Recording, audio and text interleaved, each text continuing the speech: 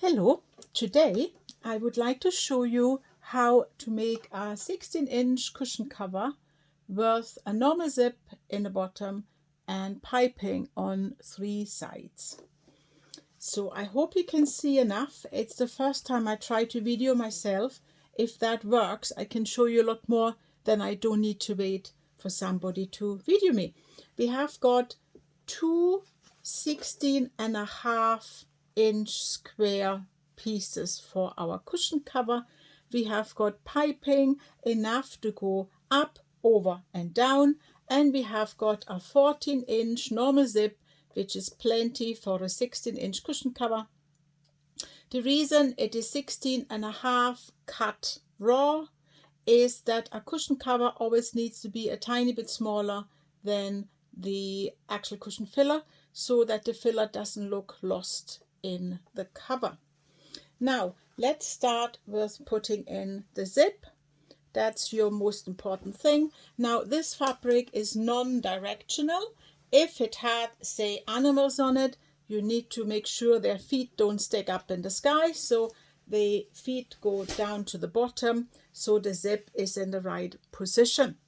Now zips always go in 2 runs, and they go in on their tummy, so you would want to put the zip with a glider a bit down on the edge of the bottom run of the cushion, and then you want to leave a little bit space at the beginning and at the end for the piping. But as the zip is smaller, shorter than the bottom run of this cushion fabric, there is no problem with that.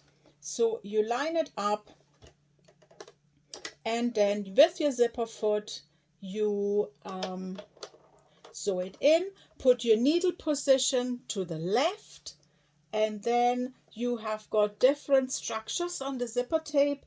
You want to go in the most inner one, so that after the line there is only one structure of zipper tape before then the teeth are coming. You want to stay about 1 millimeter in, so you see the backing fabric at any time, so you avoid running off. So you do your front and back stitch like always, and then you sew the zipper in. I will show you in a minute.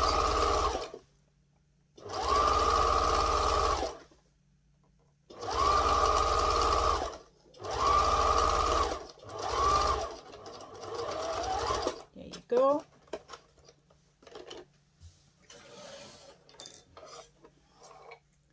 So here you are. That is your little millimeter fabric visible, so you always know where you are. And then here I sewed the zip in at the inner, the last line that begins with the last kind of textile. So when you turn the zipper out, you only see one kind of textile between the fabric and the zip. See, you don't see the next bit here. That wouldn't be so pretty. So now you want to find the other side.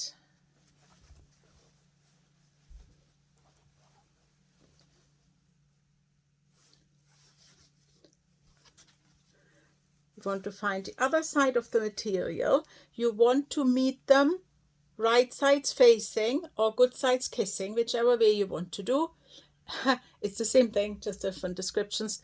And you want to make sure they line up at the beginning and at the end here.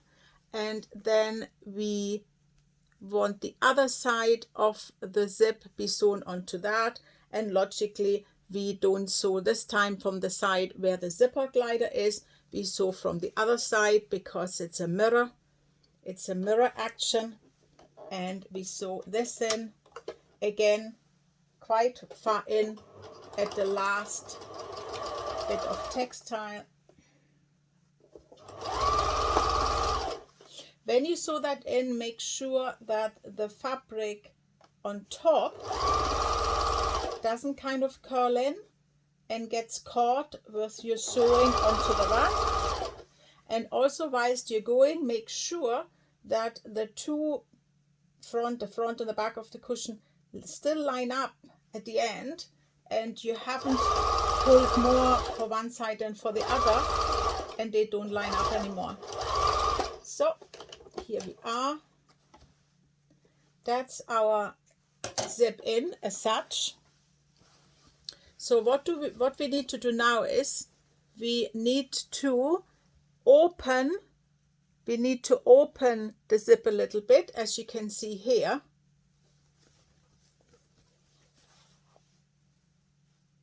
And we need to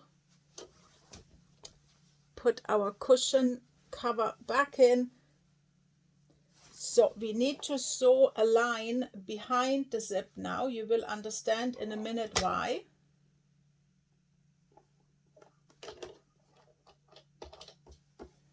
You will understand why. But you need to leave 15 millimeters at the end so that we can put our piping in there. So see here, we go behind the zip. You feel with your fingers where the zip is. Go back and forth, come a bit over, but not the last 15 millimeters. There you go, I show you. See here? Do you see what I did? So I left fabric open here so we can put the piping in there, and I just sewed about 1 inch and I went backwards and forwards so the run is closed. I do the same on the other side. Behind the zip, feel with your fingers where it is, go back and forth, and then leave 15 millimeters to the edge. Show you again. Here you go. Can you see that? Here behind the zip. So if I feel here's the zip coming, just about 1 inch, 3 centimeters back and forth, and then back and forth here again, 15 millimeters away from the edge, because that's where the piping's gonna go. So now you open that. Now you open that on a sleeve board or on an ironing mat, whatever you have to hand. Make sure the seam allowances are open. See here, are open. And then you pull a bit. Do you see? Let me see if you can see that. Yes, it's here. You pull a bit and then you put the iron on top and press it flat. So basically, you sewing that inch either side gave you the beginning of this run. Here you go. So now you have sewn this flat. That means the middle now meets, either side meets on top of the zipping. See, let me see that I come a bit here so you can see that. Here, see, and I can open it, but I can also make it nice and closed. And that now we need to top stitch. So, and for that, we go back in here and we look where the beginning is here, the beginning of the hole. See where the zip is, the beginning of the hole. We go back and forth here to either side of the zip.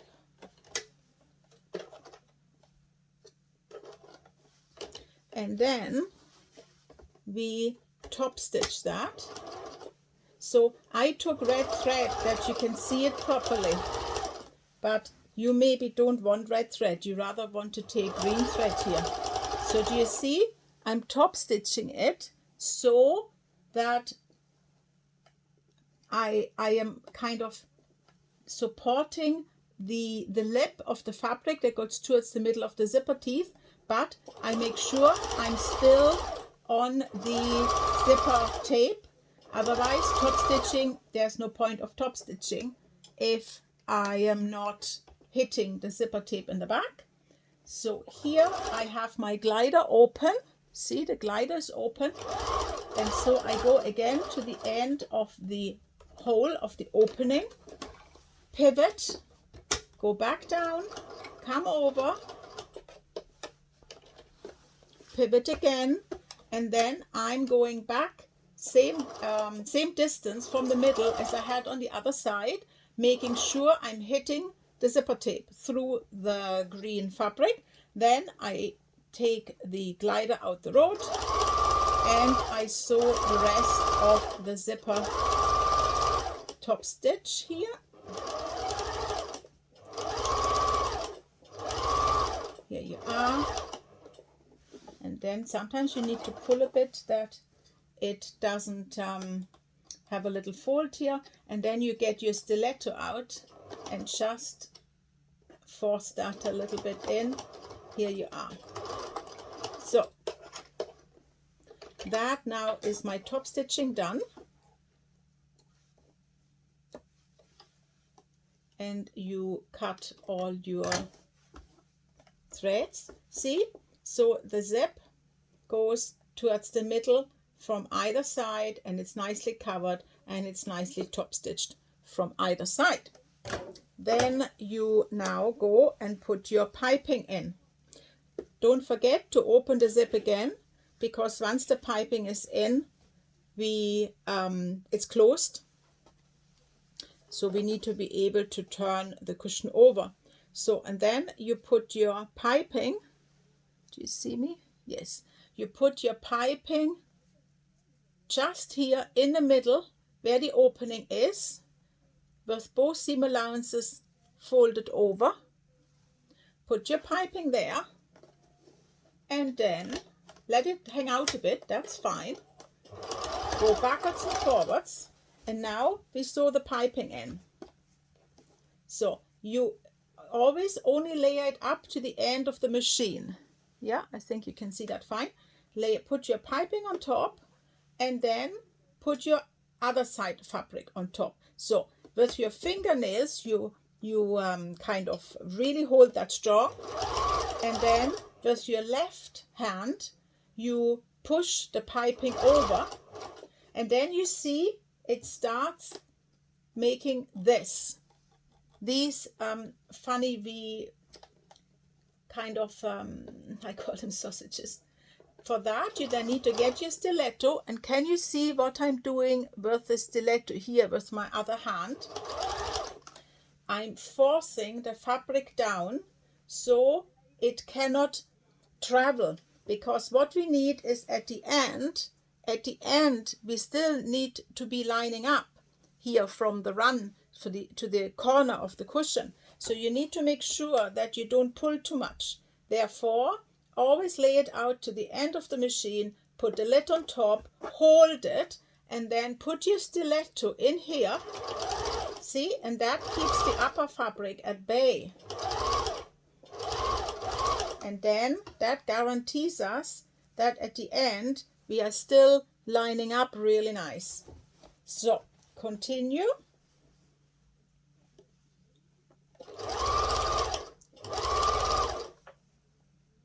If you want to know about the seam allowance is just whatever the piping needs to line up with the edge, so that all three are lining up the same way. Then here in the corner, you want to snip 3 times. Do you see me here? Yeah, scissors are there. So here, see, so that you help it to get round the corner. You want to snip in diagonally, and you do not want to snip further than the preparation stitching line on the piping. So you come to the end. You come to the end here. You want to put your finger like that at the point where the distance is the same this way and this way. Then you want to guide the piping around, put the lid on top, and then you sew all the way around. Hold it and sew around. Here you are. We'll try that again in the next corner. I show you again. So for now, we continue what we did before. We use the stiletto to keep the upper fabric where it should be. Make sure you line up towards the next corner. Yeah, we're still good. Layer your fabrics up on top of each other and keep going.